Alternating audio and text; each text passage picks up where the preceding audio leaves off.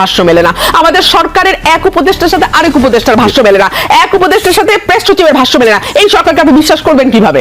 কি বলবো, আপনি দেখুন এই সরকারটিকে আসলে আপনি বিশ্বাসই বা করবেন কি করে? আমি জানি এই কথা বলবার পরে অনেক রকম সমালোচনা গালাগালির মধ্যে আমাকে পড়তে, আমি স্পষ্ট বলছি সরকারটিকে আপনি কি করে বিশ্বাস করবেন। আমি দুটো উদাহরণ আপনাকে দেই। এক হচ্ছে যখন জাতিসংঘের মহাসচিব দেশ থেকে গেলেন, আমাদের প্রধান উপদেষ্টা বলেছিলেন না 1,80,000 রোহিঙ্গা ফেরত চলে যাবে। গেল তো নাই না, একটা রোহিঙ্গাও গেল না, উল্টা 1,13,000 না কত হাজার রোহিঙ্গা বাংলাদেশে এর মধ্যে এই এক মাসের মধ্যে অনুপ্রবেশ করেছে। সত্য না সত্য না? না, এটা কোথায় পুরো সময়টা এই 9 মাসে?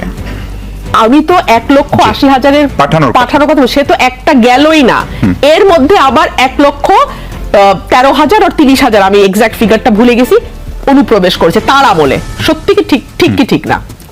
উপদেষ্টার সঙ্গে প্রেস সচিবের কথা মেলে না। যেই সরকারের প্রেস সচিব যা বলে তার সঙ্গে আবার ধরেন ফর এক্সাম্পল মোদির সঙ্গে যখন বৈঠক হলো, দ্বিপাক্ষিক বৈঠক, সেখানে ভারত একরকম ভাষ্য দিল, বাংলাদেশ থেকে আরেক রকম ভাষ্য আসলো। কোন ভাষ্যটাকে ধরবেন? ইভেন পাকিস্তানের সঙ্গে যখন বসলো, আমাদের সরকার দাবি করলো যে আমাদের যে পাওনা আছে সেটা পাকিস্তান মিটিয়ে দেবে, আমাদের যে আমরা সেই ইস্যুগুলো তুলেছি 74-এর আমাদের, সরি 74 তো না, ওই যে 71-এর ওই সময় আমাদের যে ডিসপিউটেড প্রপার্টি, আমরা কতটুকু পাবো, তারা কতটুকু, তাদের গণহত্যা এবং তারা যে নির্যাতন চালিয়েছে তার জন্য তাদের ক্ষমা চাওয়ার ইস্যুটা তুলেছি। একটা কথাও কি আপনি পাকিস্তানের ইয়েতে দেখেছেন? দেখেনি। ভারতের সঙ্গে বৈঠক করে, ভারতের সঙ্গে আমাদের ভাষ্য মেলে না, পাকিস্তানের সঙ্গে বৈঠক করে, পাকিস্তানের সঙ্গে আমাদের ভাষ্য মেলে না। খেতে আসছিলাম, আপনি আরো ব্যাকে যান, শুরু হলো কাকে দিয়ে? সার্জিস আলমকে দিয়ে, 5 বছর দেখতে চাই। তারপরে আসলো কে? ফরিদ আক্তার, আমরা কি নির্বাচিত নই? তারপরে আসলো কে? স্বরাষ্ট্র, যিনি বললেন মানুষ তো চায় আমরা 5 বছর থাকি, এমনকি আজীবন থাকি, এই কথাও আসে। তারপরে শেষমেশ আল জাজিরাকে যখন বললেন প্রধান উপদেষ্টা, মানুষ তো খুশি, মানুষ তো কেউ এই সরকার নিয়ে অসন্তুষ্ট নন। তার মানে কি? আমরা তো তার মানে বুঝি, তাই না? আমরা পলিটিক্স করি, আমরা মানুষের গালি খাই, আমরা আমাদের যুক্তি তুলে ধরি, আমরা আমাদের মাঠের আন্দোলন চালাই, আমরা আমাদের কর্মীদের সঙ্গে সকাল থেকে রাত পর্যন্ত কর্মী সভা করি। আমরা তো জানি যে একেবারে রুট লেভেলের মানুষটি কি চায়, কি ভাবছে। বিশ্বাস করেন মিশু, আমি 4 দিনের সফরে উত্তরাঞ্চলে গিয়ে গাইবান্ধা, একটা মানুষ, প্রায় প্রতিটা সেমিনারে আমাদের 700 থেকে 1000 মানুষ ছিল, একদম কমন পিপল, আর আমার দলের নেতাকর্মী তো আছেই। একটা মানুষ প্রশ্ন করে নাই দ্বিকক্ষ বিশিষ্ট পার্লামেন্ট হলে কি হবে বা এটা বিষয়টা কি।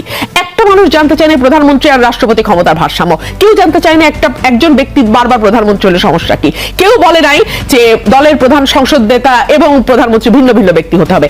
তাদের প্রশ্ন কি ছিল? তারা কিন্তু ভোট কবে না, তাদের প্রশ্ন ছিল আপনারা যদি রাষ্ট্র পরিচালনার দায়িত্বে যান, মানুষ কিন্তু এখন অনেক স্মার্ট মিশু, আপনারা শিক্ষায় কি করবেন, স্বাস্থ্যে কি করবেন, চাকরি সমস্যা সমাধানে কি করবেন, এবং last but not the least, ভোটটা আপনারা কবে আনবেন এবং কিভাবে আনবেন, কি প্রক্রিয়ায় আপনারা ভোটের দিকে যাবেন। এবং নেতাকর্মীদের প্রশ্ন ছিল আমরা প্রস্তুতিটা নেব। ভোটের কিন্তু একটা আলাদা প্রস্তুতি আছে, দলের একটা প্রস্তুতি থাকেই, সবসময় বড় দলগুলো থাকে, ব্যক্তির থাকে না।